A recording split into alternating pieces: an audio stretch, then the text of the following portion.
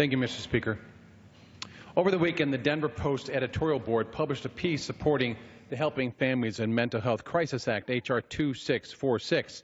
Their endorsement joins 72 other papers, including the Wall Street Journal, the Washington Post, and the National Review.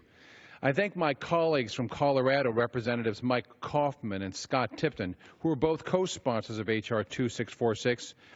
Their state, unfortunately, is all too familiar with the realities of mental illness and the tragedies that come along when there is no treatment for those who suffer from it.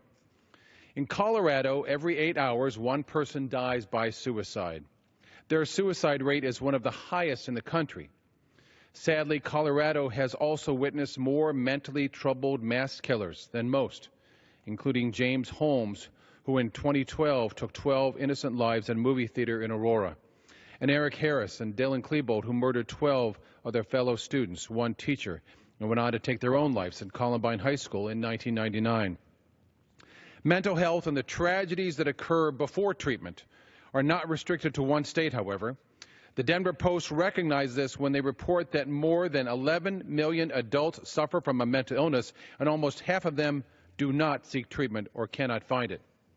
Mr. Speaker, since the facts make it clear that major mental health reform is needed for our entire nation, reform must be a priority for all elected members of Congress on both sides of the Capitol, for we represent the entire nation. The House heard the American people when we passed H.R. 2646 in July with overwhelming, near unanimous bipartisan support. If the Senate won't listen to the House or me, maybe they should listen to the Denver Post editorial board. And I quote, "One of the best attempts to improve America's mental health crisis in decades will stall if the U.S. Senate does not get its act together before it goes on another month-long break. Freshly back from vacation, senators should pass the Helping Families and Mental Health Crisis Act. The bill sailed through the House with overwhelming bipartisan support. Its prospects in the Senate are murky," says the Post. "Congress is tantalizingly close to accomplishing something that will address the nation's deplorable treatment of the mentally ill. It should not fall victim to the hyper-partisan gun debate," unquote. But, Mr. Speaker, if the Senate won't listen to the Denver Post or the Wall Street Journal or the Washington Post, will they listen to the voices of the American people? And we have the daily edition of 118 lives lost to suicide. Since September 1st, it's been 1,400. And since the House passed the bill, over 8,000 people have died of suicide. There's also the daily edition of 959 individuals with mental illness who have lost their life in one form or another. The total since we passed the bill is 65,212 since we passed H.R. 2646.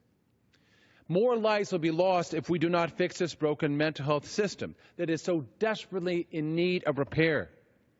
It's time that the Senate listens to the voices of the millions who are crying out for help. And for today's new total of 959 more lives, tomorrow is too late. Millions of Americans are pleading with the Senate, do not go home at the end of this month without passing a bill that the House can also pass and get signed into law. The Helping Families and Mental Health Crisis Act is just that law. We need the Senate to vote this week, not another day. Because where there is help, there is... I yield back.